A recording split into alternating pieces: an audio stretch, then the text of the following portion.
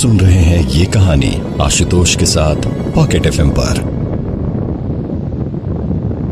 Super Arjun episode 12। Radio का वक्ता बोलता है कि आज शाम 7 बजे देश की प्रधानमंत्री श्रीमती इंदिरा गांधी राष्ट्र के नाम संबोधन देगी। इतने में अर्जुन चौंक जाता है। उसका दिमाग पूरा का पूरा घूम जाता है। उसे कुछ कुछ एहसास हो रहा है। उसे श्रीनिवासन की क्लास में टाइम ट्रेवल के लेक्चर में कही गई वो बात याद आती है जिसमें श्रीनिवासन ने कहा था कि टाइम ट्रेवल पॉसिबल है। अर्जुन की गिग्गी बंधी हुई है। वो फटाक से सामने एक अखबार और मैगजीन की दुकान की तरफ भागता है। अर्जुन ने दुकान पर पहुंचकर एक अखबार उठाया और अखबार पर लिखी हुई तारीख देखी तो पता चला कि आज 14 फरवरी 1983 का दिन है। डेट देखकर अर्जुन चौंक जाता है। उसके बाद अर्जुन दुकानदार से पूछता है, अंकल ये कौन सा ईयर चल रहा है? 1984। क्यों भाई, दुनिया में रहते हो या दुनिया से बाहर?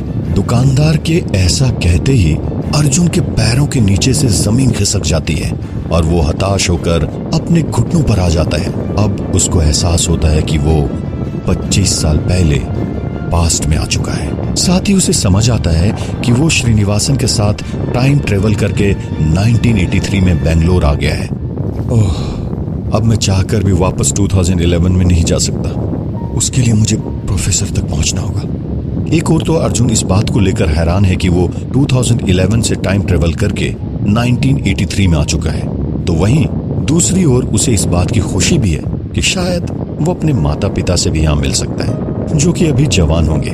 मैं तो पैदा होने के बाद से अपने माता पिता को नहीं देख पाया, लेकिन 1983 में आने के बाद मैं उनसे मिल सकता हूँ और फिर जी भर के उन्हें देख सकता हूँ। लेकिन अभी मतलब 1983 में मैं पैदा भी नहीं हुआ था।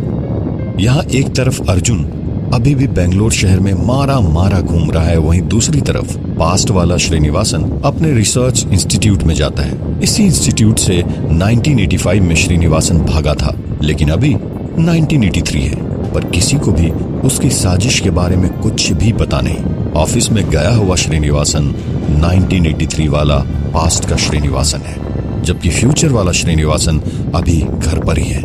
गुड मॉर्निंग एवरीवन, आई होप कि आप सभी अच्छे होंगे। श्रीनिवासन ऑफिस में सभी से बोलता है, गुड मॉर्निंग सर।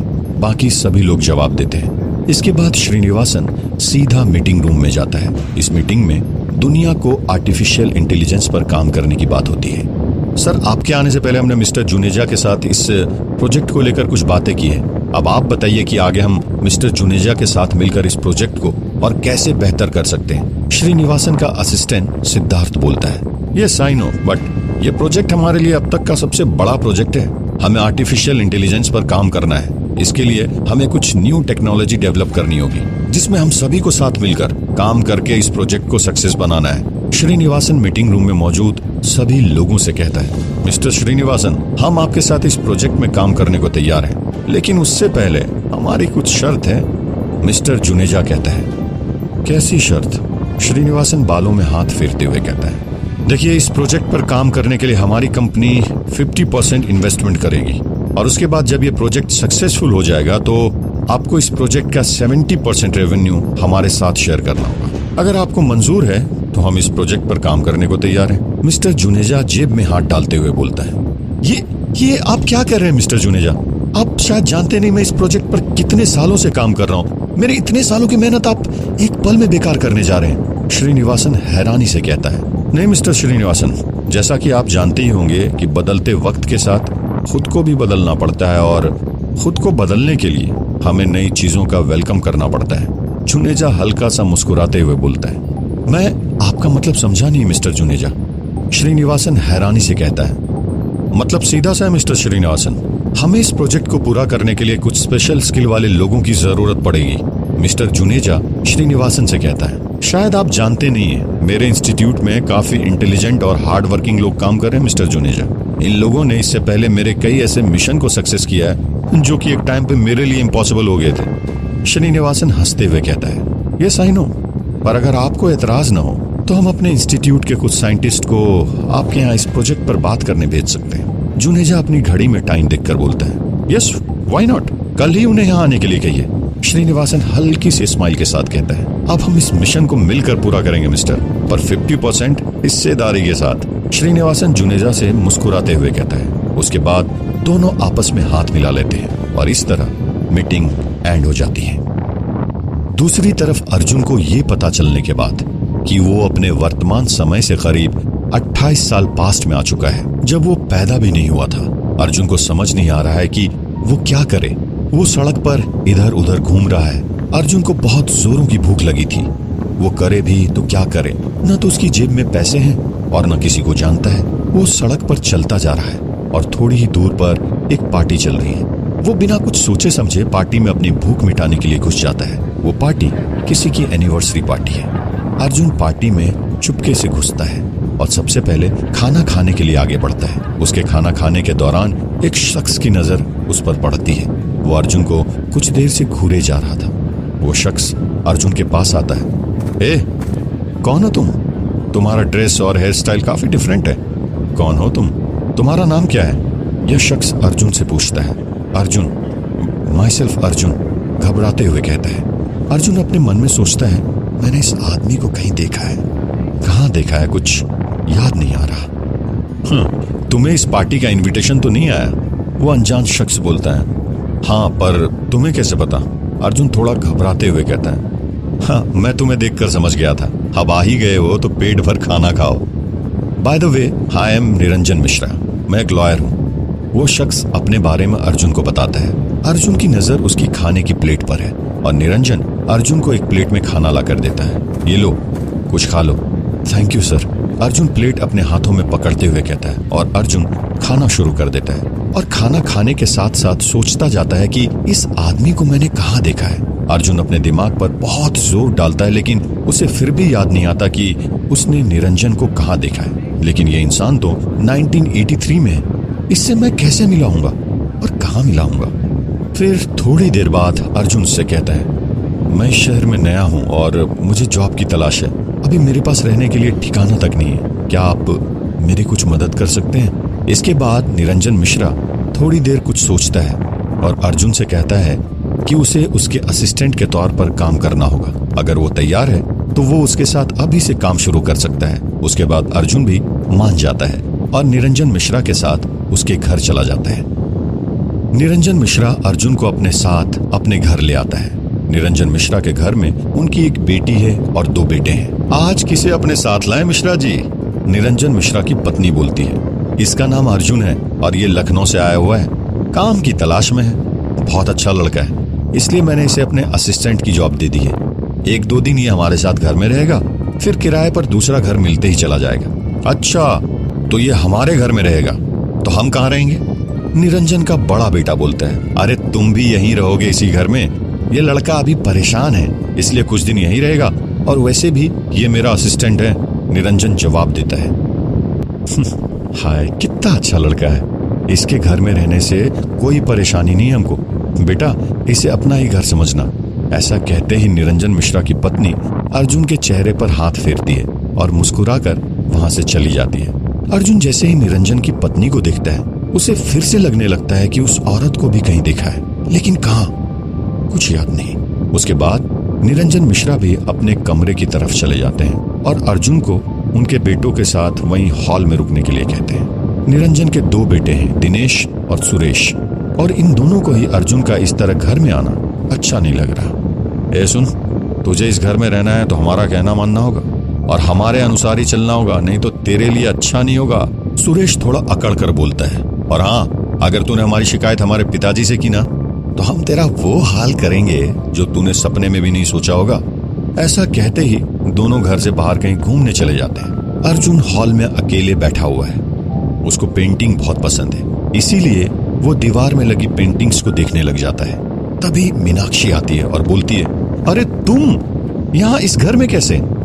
मीनाक्षी थोड़ा एक्साइटेड होकर बोलती है, मैं निरंजन मिश्रा जी का नया असिस्टेंट हूँ और जब तक इस शहर में मुझे कुछ टाइम नहीं हो जाता तब तक मैं इसी घर में रहूंगा, और कुछ महीनों के बाद जब मेरे पास पैसे आ जाएंगे तब मैं यहाँ से कहीं दूसरी जगह शिफ्ट हो जाऊंगा। अर्जुन मीनाक्षी से कहता है, उसकी कोई जरूरत नहीं है, तुम यहाँ इसी घर में रहोगे तो मुझे भी अच्छा लगेगा। मीनाक्षी मुस्कुराते हुए कहती है। उसकी बातें सुन अर्जुन भी थोड़ा मुस्कुरा देता है। अर्जुन मीनाक्षी से तीसरी बार मिल रहा है। लेकिन मीनाक्षी से मिलने के बाद फिर से अर्जुन को लगने लगा उसने मीनाक्षी को भी उससे मिलने से पहले कहीं देखा है। अच्छा, पर तुम ये बताओ कि तुम यहाँ क्या कर रही हो? अर्जुन मीनाक्षी से पूछता है। ये मेरा घर है मिस्टर अर्जुन, और निरंजन मिश्रा मेरे पापा हैं, समझे? मीनाक्षी हंसते हुए कहती है। अर्जुन और मीनाक्षी दोनों आपस में बातें कर रहे होते हैं, तभी निरंजन वहां जाता है। अरे मीनाक्षी, तुम कब आई?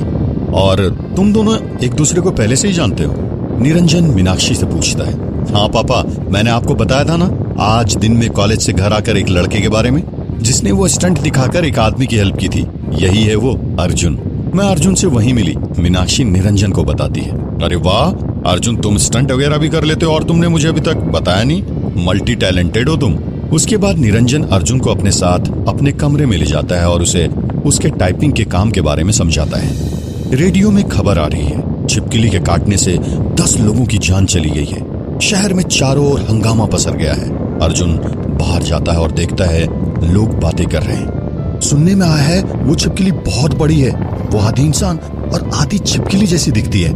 लोगों की ये सारी बातें सुनकर अर्जुन चौंक जाता है और मन ही मन सोचता है कौन हो सकता है ऐसा जिसने लोगों को मौत के घाट उतार दिया।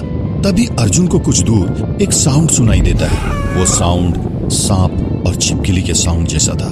अर्जुन जल्दी से उसी साउंड की तरफ जाता है जिस एरिया से वो साउंड आ रहा होता है।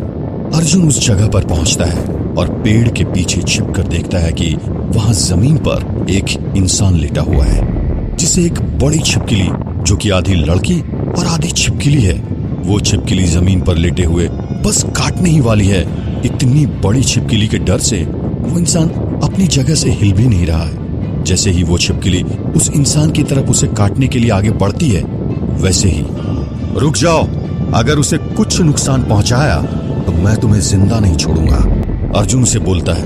वो छिपकली कोई और नहीं बल्कि नैरिका है, जिसे श्रीनिवासन ने अर्जुन को खत्म करने के लिए भेजा है। नैरिका सामने देखती है, उसे अपने सामने एक मास्क लगाए हुए लड़का दिखता है जिसने ब्लू रंग और हल्का ब्लैक कलर का कॉस्ट्यूम पहना हुआ है, बिल्कुल एक सुपर हीरो जैसा।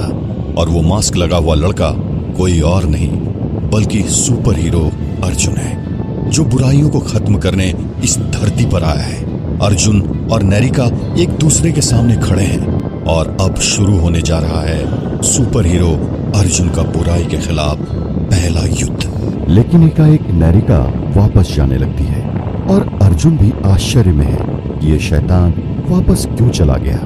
जहां एक तरफ अर्जुन को नौकरी और रहने की जगह मिल चुकी है, वहीं दूसरी तरफ बेंगलोर रिसर्च इंस्टीट्यूट में एक हैंडसम और गुड लुकिंग युवक काम करता है, जो कि एक रिसर्च स्कॉलर है जिसकी उम्र करीब 23 साल है और उसका नाम देवदत्त है। श्रीनिवासन की टीम में ही काम करता है।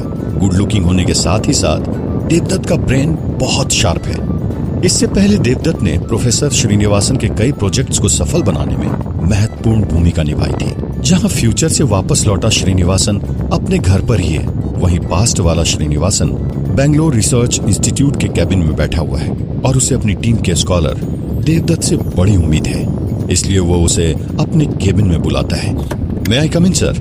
देवदत्त श्रीनिवासन के कैबिन के अंदर जाने से पहले कहता है। आओ आओ देवदत्त, श्रीनिवासन कहता है। देवदत्त अंदर आता है। श्रीनिवासन अपनी हाथ की उंगलियों में एक एस्ट्रोनॉट पेन को घुमा रहा होता है और उसने अपनी चेयर कुछ ऐसे घुमाई कि जिससे देवदत्त की तरफ उसकी पीठ हो जाए। कहो देवदत्त, कैसे हो? श्रीनिवासन थोड़ा स्माइल के साथ बोलता है। आई एम वेल सर, आप बताइए आप कैसे हैं? देवदत्त कहता है। आई एम गुड, मैं तुमसे एक सवाल पूछना चाहूंगा देवदत्त। श्रीनिवासन देवदत्त से कहता है। जी बिल्कुल, कहिए क्या पूछना है आपको? देवदत्त मुस्कुराते हुए कहता है। इतने में श्रीनिवासन एक बार अपनी घड़ी देखता है और फिर अपना सिगार फूकते हुए देवदत्त की तरफ अपनी चेयर घुमा लेता है। इसे जानते हो क्या है ये? श्रीनिवासन अपने हाथ की पेन, जो कि एक एस्ट्रोनॉट पेन है, उसे देवदत्त को दिखाते हुए बोलता है। जी हाँ सर, ये एक एस्ट्रोनॉट पेन है और इस पेन को साइंटिस्ट अपने साथ स्पेस मिशन में ले जाते हैं। देवदत्त उस एस्ट्रोनॉट पेन को देखते हुए कहता है। उसके बाद श्रीनिवासन अपना चश्मा पहनता है और उस पेन को देवदत्त को दे देता है। आज से ये पेन तुम्हारा हुआ देवदत्त। श्रीनिवासन मुस्कुराते हुए देवदत्त से कहता है। पर इस एस्ट्रोनॉट पेन का मैं क्या करूंगा? मेरे किस काम की? देवदत्त मुस्कुराते हुए जवाब देता है। जब स्पेस में कोई साइंटिस्ट जाता है तो अपने साथ इस पेन को ले जाता है क्योंकि स्पेस में नॉर्मल पेन काम नहीं करती। ये तो तुम्हें पता होगा ना देवदत्त। श्रीनिवासन हैरानी से देवदत्त की ओर देखकर बोलता है। हाँ सर, मैं जानता हूँ, देवदत्त अपने ही अंदाज में जवाब देता है। जब तुम्हें पता है इस पेन का यूज क्या है, बावजूद इसके तुम इसे अपने साथ नहीं रख रहे हो। अगर स्पेस साइंटिस्ट भी ऐसा ही करेंगे तो वे कभी भी स्पेस के एक्टिविटीज को डायरी में कैसे नोट कर सकते हैं? श्रीनिवासन अर्जुन की ओर घूमकर पूछता है। कर सकते हैं ना सर? देवदत्त की ये बात सुनकर श्रीनिवासन चौंक जाता है। कैसे? बगैर इस पेन के स्पेस की एक्टिविटीज को डायरी में नोट कैसे किया जा सकता है? श्रीनिवासन हैरानी से पूछता है। इसका जवाब सिंपल है, पेंसिल। देवदत्त मुस्कुराते हुए जवाब देता है। हाँ, ये तो मैंने सोचा ही नहीं कि स्पेस में साइंटिस्ट पेंसिल से भी तो लिख सकते हैं। श्रीनिवासन चौंकते हुए कहता है। और पेंसिल, जो कि बेहद सस्ता उपकरण है, तो वहीं दूसरी ओर एस्ट्रोनॉट पेन को बनाने में हजारों खर्च आता है सर। देवदत्त की ये बात सुनकर श्रीनिवासन उससे कहता है। वेल डन देवदत्त, मुझे तुमसे कुछ ऐसी ही जवाब की उम्मीद थी और आज तुमने साबित कर दिया कि तुम हमारे इंस्टीट्यूट के सबसे काबिल साइंटिस्ट हो। ऐसा कहते ही श्रीनिवासन अर्जुन को अपने कैबिन से जाने को कहता है। कुछ देर बाद श्रीनिवासन के टेलीफोन में एक फोन आता है। Hello, Srinivasan here. अभी तक की कुछ अपडेट? फोन की दूसरी तरफ से आवाज आती है। हाँ, हमने आज एक इम्पोर्टेंट मीटिंग पर बात की है। आर्टिफिशियल इंटेलिजेंस मिलिट्री वाले प्रोजेक्ट के लिए हमारे पास एक ब्रह्मास्त्र है, श्रीनिवासन कहता है। कौन सा ब्रह्मास्त्र? टेलीफोन की दूसरी तरफ से आवाज आती है। देवदत्त है उस ब्रह्मास्त्र का नाम, जो कि हमें इस मिशन में कामयाब बनाकर रहेगा, श्रीनिवासन कहता है। देवदत्त का नाम सुनते ही टेलीफोन लाइन की दूसरी तरफ मौजूद शख्स चौंक उठता है। देवदत्त एक बहुत शार्प माइंड का इंसान है। मैंने उसके साथ पहले काम किया हुआ है। जहाँ तक मेरा एक्सपीरियंस कहता है, वो इम्पोर्टेंट पर्सन है हमारे लिए। टेलीफोन से दूसरी तरफ से वो शख्स बोलता है। तुम कैसे जानते हो देवदत्त को? क्या उसने तुम्हारे साथ पहले काम किया हुआ है? पर कब? वो तो पहले से ही मेरे साथ काम करता है, श्रीनिवासन हैरानी से पूछता है। तुम शायद भूल रहे हो कि मैं तुम्हारा फ्यूचर हूँ। मैं तुमसे अलग नहीं हूँ। दरअसल फोन की दूसरी तरफ फ्यूचर वाला श्रीनिवासन है, जो कि 1984 वाले श्रीनिवासन से इंस्टीट्यूट का अपडेट ले रहा है। ओह अच्छा। और कल से हमारी टीम में एक न्यू मेंबर जुड़ जाएगी जिसका नाम देविका है, पास्ट वाला श्रीनिवासन कहता है। थोड़ी देर तक बात करने के बाद फ्यूचर वाला श्रीनिवासन कॉल कट कर देता है। अगले दिन इंस्टीट्यूट में एंट्री होती है एक नए मेंबर की। ब्लैक कलर की ड्रेस पहने, आंखों में काजल लगाए और पैरों में हिल्स पहने हुई एक न्यू मेंबर एक लड़की है। तभी श्रीनिवासन वहां पहुंच जाता है। आज हमारे साथ जुड़ चुकी है मिस देविका, जो अब से हमारे लिए काम करेगी, श्रीनिवासन मुस्कुराते हुए कहता है। देवदत्त भी अभी इंस्टीट्यूट में ही मौजूद है। उसकी नजर देविका पर पड़ती है और पहली नजर में देखते ही वो अपना दिल हार बैठता है। यह है मिस्टर धर्मेश, यह है मिस्टर राकेश, और यह है मिस प्रियंका, और ये है मिस्टर देवदत्त। श्रीनिवासन एक एक करके सभी का इंट्रोडक्शन देविका से करवाता है। देविका सबसे बारी बारी से हाथ मिलाती है और आखिर में वो हाथ मिलाती है देवदत्त से। देविका के छूते ही देवदत्त के शरीर में मानो जैसे बिजली दौड़ पड़ती है और वो कुछ समय तक बस देविका को देखते रह जाता है। देवदत्त देविका को देखकर कुछ इस कदर खो जाता है कि वो भूल गया है कि उसने काफी देर से उसका हाथ पकड़ा है। मिस्टर देवदत्त, मेरा हाथ छोड़िए, मेरा हाथ छोड़िए मिस्टर देवदत्त, देविका हंसते हुए बोलती है। अचानक से देवदत्त को होश आता है कि उसने देविका का हाथ अभी तक पकड़ा हुआ ही है। फिर झट से देवदत्त देविका का हाथ छोड़ता है और फिर शर्म से अपनी गर्दन नीचे झुका लेता है। Sorry miss Devika, sorry.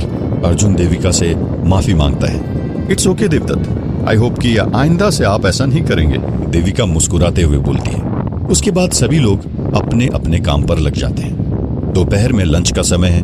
Devdutt, Rakesh और धर्मेंद्र एक साथ बैठे हुए हैं। इन तीनों में आर्टिफिशियल इंटेलिजेंस मिलिट्री के इस नए प्रोजेक्ट को लेकर कुछ बातें चल रही होती है। काफी इंटरेस्टिंग प्रोजेक्ट है ये, राकेश बोलता है। पर अब कुछ ज्यादा ही इंटरेस्टिंग हो चुका है, तभी धर्मेंद्र भी बोलता है। वो कैसे? राकेश हैरानी से पूछता है। अब मिस देविका जो इंस्टीट्यूट में आ गई है, उनके साथ हम सभी का मन जो लगा रहेगा। राकेश और मुकेश आपस में मजाक करते हुए कहते हैं, ये तुम लोग क्या बोल रहे हो? हम पहले जैसे काम करते थे वैसे ही काम करेंगे, और मिस देविका के बारे में ऐसी बातें मत किया करो तुम दोनों, देवदत्त थोड़ा गुस्से में कहता है। अरे तुझे क्यों इतनी मिर्ची लग रही है देविका के बारे में बात करने से? धर्मेश हंसते हुए कहता है, अरे भाई मिर्ची तो लगेगी ही ना जनाब को। मिस देविका के पहले ही वार ने जो घायल कर दिया है हमारे देवदत्त भाई को। देखा ना तूने, जब सुबह देविका यहाँ आई थी तब इंट्रोडक्शन के वक्त देवदत्त ने उसका हाथ कैसे पकड़ लिया था। राकेश और धर्मेश हंसते हुए कहते हैं, अरे तुम लोग जैसा समझ रहे हो वैसा कुछ भी नहीं है। मैं जैसा पहले हूँ वैसा अभी भी हूँ। मुझे कोई फर्क नहीं पड़ा देविका के यहाँ आने से। देवदत्त उन दोनों से बोलता है, तुझे फर्क नहीं पड़ा मान सकते हैं, पर तेरे दिल को फर्क पड़ गया उसके छूने से। तुझे तो पहली बार में क्लीन बोल्ड कर दिया उसने। इस प्यार के पिच में ज्यादा टिक नहीं पाओगे बच्चों। आखिरकार तुम्हें कर ही दिया ना देविका ने क्लीन बोल्ड। राकेश और धर्मेश देवदत्त से मजाक करते हुए कहते हैं। उन दोनों की बातें सुनकर देवदत्त भी मुस्कुरा देता है। आप सुन रहे हैं ये कहानी आशुतोष के साथ पॉकेट एफएम पर। Super Arjun episode 14। अर्जुन निरंजन मिश्रा के घर में उसके असिस्टेंट के तौर पर काम कर रहा है। वो निरंजन मिश्रा की फाइलों को देखता है, तभी वहां मीनाक्षी आ जाती है। कैसे हो अर्जुन? मीनाक्षी मुस्कुराते हुए कहती है, मैं बढ़िया हूं, तुम सुनाओ? अर्जुन जवाब में कहता है, तुम बढ़िया हो तो मैं भी बढ़िया ही हूं। इनफैक्ट तुम्हारी खुशी में ही मेरी खुशी है। मीनाक्षी के ऐसा कहते ही अर्जुन को थोड़ा अजीब लगता है। तुम्हारी खुशी में ही मेरी खुशी है, क्या इसका मतलब मैं जान सकता हूँ? अर्जुन मीनाक्षी की तरफ देखते हुए बोलता है, नहीं नहीं, मैं तो बस ऐसे ही बोल रही थी क्योंकि तुम इस शहर में नए हो और मैं नहीं चाहती कि तुम्हें कोई तकलीफ हो। थोड़ा हड़बड़ाते हुए मीनाक्षी बोलती है, तकलीफ किस बात की मीनाक्षी? तुम हो ना मेरा ख्याल रखने के लिए। अर्जुन के ऐसा कहते ही मीनाक्षी इसे अर्जुन की ओर से एक प्यार का साइन समझ लेती है और मन ही मन खुश हो जाती है। दिन में 10 बार तुम मेरा हाल पूछती हो, इसके लिए थैंक्स, पर तुम इसकी चिंता मत करो, मैं ठीक हूँ। लेकिन इस बार अर्जुन के ऐसा कहते ही मीनाक्षी के चेहरे से हंसी गायब हो जाती है और वो अर्जुन को बाय बोलकर वहां से चली जाती है। निरंजन मिश्रा अर्जुन के पास आते हैं। उस वक्त अर्जुन कुछ काम कर रहा होता है। अर्जुन नाम से ही निरंजन मिश्रा के घर पर रह रहा होता है। यहाँ तक कि उसने सभी को अपना नाम भी अर्जुन ही बताया है। अर्जुन, मुझे तुमसे कुछ बात करनी है, अगर तुम फ्री हो तो। निरंजन मिश्रा अर्जुन से कहता है, यस सर, मैं फ्री हूँ, बताइए आपको क्या बात करनी है मुझसे? अर्जुन थोड़ा चौंकते हुए कहता है, मुझे तुम्हारा इस घर में रहना अच्छा लगता है और मीनाक्षी भी तुम्हारी बहुत तारीफ किया करती है। लेकिन इतना कहते ही निरंजन मिश्रा रुक जाता है। क्या हुआ सर, क्या बोलना चाहते हैं आप? साफ साफ कहिए। अर्जुन मुस्कुराते हुए कहता है, वो अर्जुन, मुझे तुम्हारे यहाँ रहने से कोई परेशानी नहीं, लेकिन मेरे बेटे सुरेश और दिनेश को है, जिस कारण वो मुझसे ठीक से बात भी नहीं कर रहे हैं। मैं नहीं चाहता कि वो तुम्हें भला बुरा कहे, इसलिए तुम्हें इस घर से जाना होगा। निरंजन की बात सुनते ही अर्जुन थोड़ी देर के लिए शॉक्ड हो जाता है। उसे समझ नहीं आता कि अचानक मिश्रा जी को क्या हुआ जो वो ऐसी बातें कर रहे हैं। अर्जुन मन ही मन सोचता है कि हो सकता है शायद उसी से कुछ गलती हुई हो या घर वालों को उसका मीनाक्षी के करीब रहना अच्छा न लगा हो। क्या सोच रहे हो अर्जुन? निरंजन अर्जुन से कहता है, कुछ नहीं सर, ठीक है, मैं इस घर से चला जाऊंगा, लेकिन मेरे लिए अभी ये शहर नया है, मैं इस तरह से अचानक कहाँ जाऊंगा? अर्जुन घबराते हुए कहता है, उसकी चिंता तुम मत करो, यहीं पास मेरे कोई जानने वाले हैं, तुम वहां किराए में रह सकते हो। जब तुम उन्हें हर महीने का किराया दोगे तो वो तुमसे कुछ भी नहीं कहेंगे, और वैसे भी तुम मेरे असिस्टेंट हो।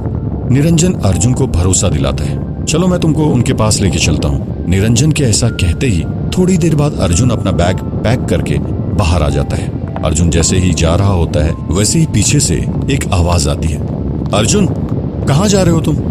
पीछे मीनाक्षी अपनी माँ के साथ खड़ी है। उन्हें अर्जुन का यूं अचानक बैग टांग कर जाना थोड़ा अजीब लगता है। अरे बेटा अर्जुन, कहाँ जा रहे हो बैग टांग कर? निरंजन की पत्नी बोलती है। वो कहीं नहीं आंटी, मैं आज वो यहाँ से कहीं दूसरी जगह शिफ्ट हो रहा हूँ। अर्जुन थोड़ा मायूस होकर जवाब देता है, बेटा तू इतने दिनों से हमारे साथ इस घर में, मुझे तो ऐसा लगा था जैसे मेरा कोई बेटा इस घर में रह रहा है। तुझे यहाँ रहने में कोई परेशानी है क्या? निरंजन की पत्नी मायूस होकर बोलती है। नहीं आंटी, ऐसी बात नहीं, मुझे यहाँ बहुत अच्छा लगता है। सर ने मुझे कुछ जिम्मेदारियां भी तो दी है जो मुझे अच्छे से निभानी है, और इसीलिए मुझे जाना पड़ रहा है। आप चिंता न करें, मैं काम करने यहाँ आता रहूंगा। अर्जुन हल्की से स्माइल के साथ बोलता है। तभी अर्जुन की नजर मीनाक्षी पर पड़ती है, जो अर्जुन के जाने से दुखी है और उसकी आंखों से थोड़े आंसू भी निकल रहे हैं। मीनाक्षी अर्जुन को चाहने लगी है, लेकिन वो अपने प्यार का इजहार अपने घर वालों के सामने नहीं कर सकती। वहीं दूसरी ओर उसे लगता है कि शायद अर्जुन उससे प्यार नहीं करता, इसलिए वो अर्जुन से कुछ भी कह नहीं सकती। बस अंदर ही अंदर अर्जुन से प्यार करती है। मिश्रा जी अर्जुन को एक घर में ले जाते हैं। अर्जुन वहां पहुंचता है, लेकिन अर्जुन को यहाँ आकर थोड़ा अजीब सा लगता है। उसे लगता है जैसे कि वो किसी अपने के पास आ गया है। निरंजन अर्जुन को पुष्कर दत्त के घर ले जाता है और उनसे मिलवाता है। अर्जुन, ये मेरे दोस्त का घर है, आज से तुम यहाँ रहोगे। अगर कोई भी परेशानी आए तो तुम इनसे बोल सकते हो। निरंजन अर्जुन से बोलता है और कुछ देर बाद वहां से चला जाता है। अर्जुन पुष्कर दत्त को देखकर ताज्जुब में आ जाता है और जब उसको एहसास होता है वो अपने दादाजी के घर आ चुका है, अंदर ही अंदर वो इतना खुश होता है कि कह नहीं सकता। जिस दादाजी को सिर्फ उसने फोटो में देखा था, आज वो उसके सामने खड़े हैं। अच्छा अर्जुन, ये बताओ तुम कहाँ से आए हो? पुष्कर अर्जुन से कहता है, मैं लखनऊ से आया हूँ। मैं पिछले कुछ दिनों से मिश्रा जी का असिस्टेंट हूँ। अर्जुन जवाब देता है, तुमसे एक बात कहूँ अर्जुन? एक पल के लिए मुझे लगा कि शायद मेरा कोई बेटा आ गया है। पुष्कर दत्त अर्जुन से थोड़ी गहरी आवाज में कहता है। फिर अर्जुन भी पुष्कर दत्त की हाँ में हाँ मिलाते हुए अपना सिर हिला देता है। उसके बाद कुछ दिनों से अर्जुन वहां रहने लग गया है। कुछ दिन बाद अर्जुन को घर में एक शख्स आता हुआ दिखाई दिया। आज घर में पुष्कर दत्त के अलावा उनकी पत्नी और सिर्फ अर्जुन ही है। इत्तेफाक की बात यह है कि जब से अर्जुन इस घर में आया है, उससे करीब 1-2 दिन पहले ही पुष्कर दत्त का बड़ा बेटा घर से बाहर अपने किसी काम में बिजी था और छोटा बेटा किसी रिश्तेदार के यहाँ गया हुआ था। हाँ भैया बताइए, कौन है आप? पुष्कर जी से मिलना चाहते हैं, लेकिन वो अभी घर में नहीं है, आप बाद में आइएगा। मुझे पुष्कर जी से नहीं मिलना। वैसे आपकी तारीफ? उस अनजान शख्स ने अर्जुन से पूछा। बेटा ये अर्जुन है, हमारा नया किराएदार। और अर्जुन बेटा, ये मेरा बड़ा बेटा देवदत्त है और ये एक साइंटिस्ट है। पुष्कर दत्त के इतना बोलते ही अर्जुन के पैरों तले जमीन खिसक गई और वो समझ गया कि सामने जो खड़े हैं वो उसके पिता है, क्योंकि अर्जुन के पिता का नाम भी देवदत्त है। जब अर्जुन को समझ आ गया कि वो अनजाने से जिस घर में आया है वो उसके ही दादाजी का घर है और ये घर उसी का घर है, लेकिन अर्जुन अपने पिता और दादा को ये बात नहीं बता सकता था कि वो फ्यूचर से टाइम ट्रेवल करके पास्ट में आया हुआ है। इसलिए उस समय अर्जुन शांत रहता है। अपने पिता को सामने खड़ा देखकर अर्जुन की आंखें भर आई। अर्जुन भारी आंखों के साथ अपने पिता के पैरों में गिर गया। अर्जुन के पिता उसे उठाते हैं, लेकिन उससे थोड़ी ही देर बाद वो अपने दादा के भी पैरों में गिर गया। अर्जुन के पिता देवदत्त और दादा अर्जुन को देखकर हैरान है। बेटा ये क्या कर रहे हो बेटा? तुम इस तरह हमारे पैर पर गिरकर हमें शर्मिंदा मत करो। हमने तो तुम्हें सिर्फ रहने के लिए किराए पर एक कमरा दिया है।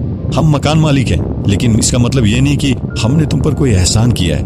वैसे भी तुम तो किराए पर ही रह रहे हो, इसे अपना ही घर समझो। ऐसा कहकर पुष्कर यानी अर्जुन के दादाजी वहां से चले जाते हैं। अर्जुन अपने पिता देवदत्त को सामने खड़ा होकर देख रहा है। उन्हें देखकर उसकी आंखों से आंसू रुकने का नाम नहीं ले रहे। क्या हुआ अर्जुन, तुम इतना रो क्यों रहे हो? तुम्हें यहाँ अच्छा तो लग रहा है ना? देवदत्त ने अर्जुन से पूछा। थोड़ी देर तक अर्जुन के मुंह से एक शब्द भी नहीं निकला। कुछ देर बाद जैसे तैसे हिम्मत करके अपने होंठों को ऊपर नीचे करके कुछ बोलने की कोशिश कर रहा है। मुझे इस घर में आकर ऐसा लग रहा है कि जैसे कि मैं किसी अपने घर में आया हूं, और आपको देखकर तो ऐसा महसूस हुआ कि हो न हो आपका और मेरा रिश्ता बहुत पहले का है। अर्जुन रोते हुए बोलता है, इस दुनिया में जो इंसान दूसरे इंसान की भावनाओं की कदर करता है ना, वो इंसान नहीं बल्कि सभी इंसानों में महान है। तुमने ऐसा कहकर मुझे भी एहसास दिला है कि मैं तुम्हारा अपना हूं। ऐसा कहते हुए अगले ही पल देवदत्त अर्जुन को गले लगा लेता है। मैं आपको पापा बोल सकता हूँ क्या? अर्जुन थोड़ी धीमी आवाज में कहता है। क्या तुमने अर्जुन, क्या कहा तुमने? देवदत्त थोड़ा हैरान होकर कहता है, कुछ नहीं, मैं तो बोल रहा था कि मैं आपको बड़ा भैया बुला सकता हूँ क्या? अर्जुन रिक्वेस्ट करते हुए बोलता है, हाँ क्यों नहीं, आज से मैं तुम्हारा बड़ा भाई हूँ और तुम मेरे छोटे भाई, ठीक है? देवदत्त अर्जुन को भरोसा दिलाते हुए कहते हैं, थैंक यू सो मच। और वो अपने मन में देवदत्त को पापा बोलते हुए धन्यवाद प्रकट करता है। इसमें थैंक यू किस बात का अर्जुन? तुम्हें मिले आधा घंटा भी नहीं हुआ और पता नहीं क्यों कुछ अपनापन जैसा लगता है तुम्हारी बातें सुनकर। सच कहूं, तुम पहले ऐसे इंसान हो जो पहली बार में ही मेरे दिल को छू गए। देवदत्त थोड़ा इमोशनल होकर बोलता है। अगले दिन अर्जुन मिश्रा जी के घर पर कुछ काम करने के लिए जाता है। वहां कुछ काम करते वक्त अर्जुन को उसके टेबल के नीचे मीनाक्षी की एक फोटो मिलती है। थोड़ी देर तक अर्जुन उस फोटो को देख रहा है, फिर अचानक उसे याद आता है कि ये फोटो तो काम्या की डायरी में मुझे उस दिन मिली थी जब काम्या अपनी डायरी मेरे पास भूल गई थी। उसी डायरी में से काम्या की मम्मी के जवानी के दिनों का फोटो देखा था मैंने, जो बिल्कुल कुछ ऐसा ही था। अर्जुन थोड़ी देर और याद करने की कोशिश करता है और फिर उसे फाइनली याद आता है कि यह फोटो किसी और की नहीं बल्कि काम्या की मम्मी की है। जब अर्जुन समझ गया है कि इतने दिनों से वो जिस लड़की से मिल रहा है जिसका नाम मीनाक्षी है, वो कोई और नहीं बल्कि काम्या की मम्मी ही है जो उसे चाहने लगी है। हे भगवान, ये क्या हो रहा है मेरे साथ? वहां मैं काम्या को पाना चाहता हूँ और यहाँ तो काम्या की मम्मी मेरे पीछे पड़ी है। अब मैं क्या करूँ, आप ही बताओ। अर्जुन भगवान को याद करते हुए कहता है, क्या हुआ अर्जुन, अकेले में किससे बातें कर रहे हो तुम? तभी काम्या की मम्मी यानी मीनाक्षी पीछे से आकर बोलती है। वो आज सिंपल सलवार सूट पहने हुए अर्जुन के सामने आती है। उसकी आवाज सुनकर अर्जुन सहम जाता है। अर्जुन को डर है कि कहीं उसकी बात मीनाक्षी के कानों तक तो नहीं पहुंच गई है। अर्जुन को बहुत ज्यादा पसीना आ रहा है, जिसे पोंछने के लिए वो अपना रुमाल निकालने के लिए अपनी पॉकेट में हाथ डालता है, लेकिन उसे उसका रुमाल नहीं मिलता। अर्जुन, ये लो रुमाल और इससे अपना पसीना पोंछ लो। मीनाक्षी अर्जुन की तरफ अपना रुमाल बढ़ाते हुए कहती है। अर्जुन अब घबरा जाता है। तो तुम यहाँ कैसे? अर्जुन घबराहट में बोलता है। मीनाक्षी धीरे से अर्जुन के कान के पास आती है और कहती है, क्या हुआ अर्जुन, तुम आज इतना घबरा क्यों रहे हो? तुम्हें कहीं डर तो नहीं कि मैंने तुम्हारी सारी बातें सुन ली? मुझे पता है तुम क्या कर रहे थे। मीनाक्षी की ये बात सुनकर अर्जुन घबरा जाता है। अब तो उसे यकीन हो गया है कि हो ना हो मीनाक्षी ने सारी बातें सुन ली है। आप सुन रहे हैं ये कहानी आशुतोष के साथ पॉकेट एफएम पर। Super Arjun episode 15। हाँ बताओ, मैं क्या कह रहा था मैं? अर्जुन अपने माथे का पसीना पोंछते हुए कहता है। तुम यहाँ खड़े होकर मेरे बारे में बातें कर रहे थे, है ना? चलो आज मुझे यकीन हो गया कि कभी ना कभी तुम मुझे याद करते हो। मीनाक्षी मुस्कुराते हुए बोली। अब जाकर अर्जुन के सांस में सांस आई, नहीं तो एक पल के लिए अर्जुन बहुत ज्यादा घबरा गया था। उसे तो यहाँ तक लग रहा था कि उसे अपने साथ हुई सारी घटना मीनाक्षी को बतानी न पड़ जाए। चलो बच गया, अर्जुन एक धीमी आवाज में बोलता है। इस बार मीनाक्षी सुन लेती है और अर्जुन से कहती है, इतनी आसानी से कहाँ बचोगे अर्जुन? मुझसे बच पाना इतना आसान नहीं है। अच्छा ये बताओ, मैं कैसी लग रही हूँ? मीनाक्षी अर्जुन से बड़े प्यार से पूछती है। ये ड्रेस तुम पर अच्छा लग रहा है मीनाक्षी। इतना कहते ही मीनाक्षी की नजर अर्जुन के टेबल पर पड़ती है जहां पर उसकी फोटो रखी हुई। मीनाक्षी को लगता है कि हो ना हो ये फोटो यहीं किसी फाइल से अर्जुन को मिली है और वो भी उससे प्यार करता है, इसीलिए उसने उसकी फोटो अपनी टेबल पर ठीक सामने रखी है। उसकी फोटो अर्जुन के टेबल पर है। शायद इसीलिए मीनाक्षी इसे अर्जुन की तरफ से प्यार का एक साइन समझती है और मन ही मन खुश हो जाती है। अगर ये मुझसे प्यार करता है तो मुझसे इस बारे में कहता क्यों नहीं कि मीनाक्षी मैं तुमसे प्यार करता हूँ? मैं तो पहली बार में ही हाँ बोल दूं इसे, पर पता नहीं किस मुहूर्त का वेट कर रहा है। मीनाक्षी मन ही मन सोचती। इतने में मीनाक्षी की नजर घड़ी पर जाती है। हे भगवान, 11 तो यहीं बज गए और 11:30 बजे से मेरी क्लास है। मुझे अभी जाना होगा। अर्जुन, मैं अभी कॉलेज जा रही हूँ, तुम अपना ख्याल रखना। ऐसा कहकर मीनाक्षी मुस्कुराते हुए वहां से चली जाती है। फ्यूचर से आए श्रीनिवासन पास्ट वाले श्रीनिवासन से अपने घर में आर्ग्यूमेंट्स कर रहा होता है। दोनों आपस में बातचीत कर रहे हैं। पास्ट वाला श्रीनिवासन नए वाले श्रीनिवासन यानी कि फ्यूचर वाले श्रीनिवासन को अपने पास्ट के बारे में कुछ बता रहा है। मैंने अपने पास्ट में काफी ज्यादा गलतियां की हैं। मुझे जल्दी ही उन गलतियों से सीख लेकर उसे सुधारना होगा, वरना ये वाला मिशन इम्पॉसिबल हो जाएगा। पास्ट वाला श्रीनिवासन फ्यूचर वाले श्रीनिवासन को बताता है। हाँ, मैं जानता हूँ तुम्हारे बारे में कि तुम कौन हो, कौन कौन सी गलतियां की है। अगर तुम आगे भी ऐसी गलतियां दोहराना नहीं चाहते ना, तो मेरी बात तुमको माननी होगी। श्रीनिवासन उसे विश्वास दिलाते हुए कहता है। कैसी बातें माननी होगी? मैं कुछ समझा नहीं। श्रीनिवासन फ्यूचर वाले श्रीनिवासन से कहता है। वो तुम्हें आगे जाकर पता चलेगा कि मैं किसकी बात कर रहा हूँ। हाँ, अभी तुम्हें मेरी बात मानकर अपने मिशन पर ध्यान लगाना है। फ्यूचर से आया श्रीनिवासन पास्ट वाले श्रीनिवासन को समझाते हुए कहता है। सुनो, अगर तुम ऐसा सोचते हो कि तुम मुझे अपने कंट्रोल में करके अपनी बात मनवा सकते हो, तो तुम्हारी यह कोशिश भी कामयाब नहीं होने वाली है, क्योंकि मैं खुद की मर्जी का मालिक हूँ। पास्ट वाला श्रीनिवासन थोड़ा गुस्से में उससे कहता है, देखो तुम मेरी बातों का गलत मतलब निकाल रहे हो। अरे मैं तो तुम्हें आने वाली मुसीबतों से बचाना चाहता हूँ, और हाँ मुझे भी इस मिशन की उतनी ही चिंता है जितनी की तुम्हें है। फ्यूचर वाला श्रीनिवासन उसे समझाता है, ठीक है पर यह बताओ कि मुझे करना क्या होगा। पास्ट वाला श्रीनिवासन फ्यूचर वाले श्रीनिवासन से पूछता है, तुम्हें कुछ नहीं करना, बस वो करना है जो मैं कह रहा हूँ। श्रीनिवासन उससे कहता है, पर एक बात मुझे समझ नहीं आई, तुम मेरी मदद क्यों करना चाहते हो। वो फ्यूचर वाले श्रीनिवासन को शक भरी निगाहों से घूरते हुए कहता है, तुम्हारा और मेरा रिश्ता बहुत पुराना है, बाकी तुम्हें धीरे धीरे सब पता चल जाएगा, और जब तुम्हें पता चलेगा तब तुम्हें मेरी सारी बातें समझ में आ जाएगी। फ्यूचर वाला श्रीनिवासन विश्वास के साथ कहता है, अच्छा ठीक है, अभी मैं थोड़ा बाहर जा रहा हूँ किसी काम से, बस आधे घंटे में वापस आ जाऊंगा, तब तक तुम यहीं पर रुको। ऐसा कहते हुए पास्ट वाला श्रीनिवासन बाहर चला जाता है। मैंने भी अपनी जिंदगी में न जाने कितनी गलतियां की हैं जिस कारण मुझे ये सब करना पड़ रहा है। खैर कुछ भी कहो, अब बाजी मेरे हाथ में है, यहाँ पर चित भी मेरा है और पट भी मेरा। श्रीनिवासन खुद से बातें करते हुए कहता है। तभी श्रीनिवासन लैब में जाता है और अपने पुराने दिनों को याद करने लग जाता है। कई सालों बाद इस लैब को आज मैं देख पा रहा हूँ। कहते हैं कि वक्त से तेज कोई नहीं होता और वक्त को कंट्रोल करना नामुमकिन है, पर यहाँ मैंने वक्त पर पूरा शिकंजा किया है। अब मैं वक्त का गुलाम नहीं बल्कि वक्त मेरा गुलाम है। श्रीनिवासन एक अजीब सी हंसी हंसते हुए कहता है। तभी श्रीनिवासन की नजर सामने टेबल पर रखी एक मशीन पर पड़ती है, जिसे देखकर वो बहुत खुश हो जाता है और उस मशीन के पास जाकर उसमें कुछ छेड़छाड़ करने लगता है। मशीन में थोड़ी देर इंस्पेक्शन करने के बाद उसे पता चलता है कि मशीन खराब पड़ी है। ये मशीन तो कब से खराब पड़ी थी, इतने साल फ्यूचर में जी लिया, इसीलिए पुरानी चीजों को भूलते ही जा रहा हूँ, श्रीनिवासन हंसते हुए कहता है। उसके बाद श्रीनिवासन मशीन के पार्ट्स को खोलता है। थोड़ी देर बाद उसमें लगने के बाद वो उन पार्ट्स को दोबारा से मशीन के अंदर लगा देता है। जैसे ही श्रीनिवासन अपना काम फिनिश करने वाला होता है, वैसे ही पास्ट वाला श्रीनिवासन वापस आ जाता है। श्रीनिवासन को यूं अपनी लैब में देख उसे बहुत हैरानी होती और थोड़ा गुस्सा भी आ जाता है। तुम यहाँ क्या कर रहे हो? तुम्हारी हिम्मत कैसी हुई यहाँ मेरे लैब में आने की? पास्ट वाला श्रीनिवासन गुस्से से बोलता है। वो बस मैं ऐसे ही खाली बैठा था तो सोचा कि तुम्हारे लैब के अंदर आ जाऊं और कुछ नया सीख लूं। श्रीनिवासन घबराते हुए बोलता है। कुछ नया? अरे तुम जानते ही क्या हो टेक्नोलॉजी और साइंस के बारे में?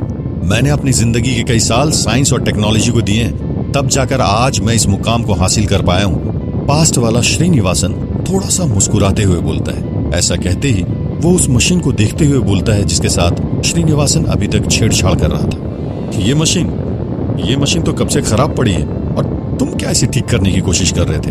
अरे इतने सालों से मैं इसे ठीक नहीं कर पाया, तुम क्या चीज हो, इसे दोबारा चालू कर दोगे?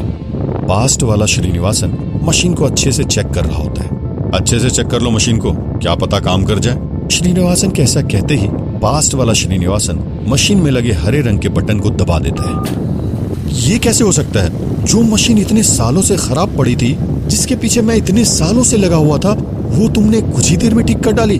पास्ट वाला श्रीनिवासन चौंकते हुए कहता है। एक जरूरी बात जो मैं तुम्हें बताना चाहता हूँ, साइंस और टेक्नोलॉजी की जितनी नॉलेज तुम्हें है उससे कई गुना ज्यादा मुझे, जो तुम्हें आगे चलकर पता चलेगा। फ्यूचर से आया श्रीनिवासन मुस्कुराते हुए उससे कहता है। तुम नहीं जानते तुमने मेरा कितना बड़ा काम आसान किया। अब मुझे तुम्हारी जरूरत है और मुझे उम्मीद है कि तुम मेरे मिशन में मुझे सफल बनाओगे। यही तो मैं तुम्हें कब से समझाने की कोशिश कर रहा हूँ। खैर, सुबह का भूला शाम को घर आए तो उसे भूला नहीं कहते। फ्यूचर वाला श्रीनिवासन थोड़ा मुस्कुराते हुए कहता है। हाँ ठीक कह रहे हो तुम, अब मैं तुम्हें जान गया हूँ और अब मुझे मेरा मिशन पूरा होता दिखाई दे रहा है। ऐसा कहते ही वो दोनों हंसने लगते हैं। अर्जुन अपने दादाजी के घर में एक पेइंग गेस्ट बनकर रहने लगता है, मंथली 30 रुपए के रेंट पर। सुबह सुबह सभी लोग नाश्ते की टेबल पर बैठे होते हैं। अर्जुन के दादाजी उसकी दादी से कहते हैं, अरे कब तक यूं अकेले खाना बनाती रहोगी? अब तुम्हारे आराम करने के दिन है। पिताजी, माँ आराम करेगी तो हमारे लिए खाना कौन बनाएगा? देवदत्त चौंकते हुए कहता है। उसकी चिंता नहीं है, वो तो हमारी होने वाली बहू बनाएगी। दादाजी देवदत्त से हंसते हुए कहते हैं। आप किसकी बात कर रहे हो पिताजी? देवदत्त थोड़ा चौंकते हुए कहता है। अरे हमारे आने वाली बहू और तेरी बीवी की। तू शादी करेगा या नहीं, या हमेशा ऐसे ही बनाकर तेरी माँ तुझे खाना खिलाते रहेगी? मुझे लगता है अब तुझे शादी कर लेनी चाहिए। दादाजी की यह बात सुनकर देवदत्त थोड़ा मजाकिया अंदाज में गुस्सा करता है। देवदत्त हमेशा से शादी से दूर भागता है। पिताजी आप भी, मुझे शादी नहीं करनी, मुझे बस जिंदगी भर आप दोनों की सेवा करनी है। शादी करके क्या करूंगा मैं? और वैसे भी आजकल लड़कियां बहुत तेज होती है, मैं तो ठहरा सीधा साधा लड़का, कहीं मुझे बेचकर खा गई तो। अरे कैसी बात करता है तू? हर किसी को एक न एक दिन तो शादी करनी ही पड़ती है, और जो तुझे भी करनी पड़ेगी। अर्जुन की दादी देवदत्त को समझाते हुए कहती है, माँ कुछ भी हो जाए मैं शादी नहीं करूंगा, मैं ऐसे ही ठीक हूँ, मुझे नहीं करनी कोई शादी। देवदत्त अपनी माँ से कहता है। थोड़ी देर बाद अर्जुन भी वहां आ जाते हैं। अरे अर्जुन बेटा, तुम कब आए? आओ हमारे साथ नाश्ता कर लो। दादी के ऐसा कहते ही अर्जुन ब्रेकफास्ट की टेबल को ज्वाइन करता है। खाना बहुत टेस्टी है आंटी जी, मजा आ गया। अर्जुन अपनी फ्यूचर की दादी की तारीफ करते हुए कहता है। अच्छा अर्जुन, अपनी फैमिली बैकग्राउंड के बारे में कुछ बताओ। जब से तुम यहाँ आए हो हमने तो तुमसे कुछ पूछा नहीं तुम्हारी फैमिली के बारे में। दादाजी के ऐसा कहते ही अर्जुन थोड़ा घबरा जाता है। मैं लखनऊ से आया हूँ, अर्जुन थोड़ा घबराते हुए बोलता है। और तुम्हारे माता पिता? देवदत्त अर्जुन से पूछता है। मेरे माता पिता को मैंने बचपन से ही नहीं देखा, मैं अनाथ हूँ, अपने चाचा चाची के साथ रहता हूँ। अर्जुन थोड़ा मायूस होकर बोलता है। एक जोर का थप्पड़ लगाऊंगी अगर दोबारा ऐसा बोला तो। बेटा हम तो हैं तेरे, इस घर को अपना ही घर समझ अर्जुन, यहाँ सभी तेरे अपने हैं। अर्जुन की दादी उसे डांटते हुए कहती है। जी हाँ मैं जानता हूँ, यहाँ सभी मेरे अपने हैं, इसलिए तो मुझे नहीं लग रहा कि मैं कहीं और आया हूँ। अर्जुन मुस्कुराते हुए कहता है। अरे खाना ठंडा हो रहा है, जल्दी से खा ले, बातें तो बाद में होते ही रहेगी। देवदत्त अर्जुन से कहता है।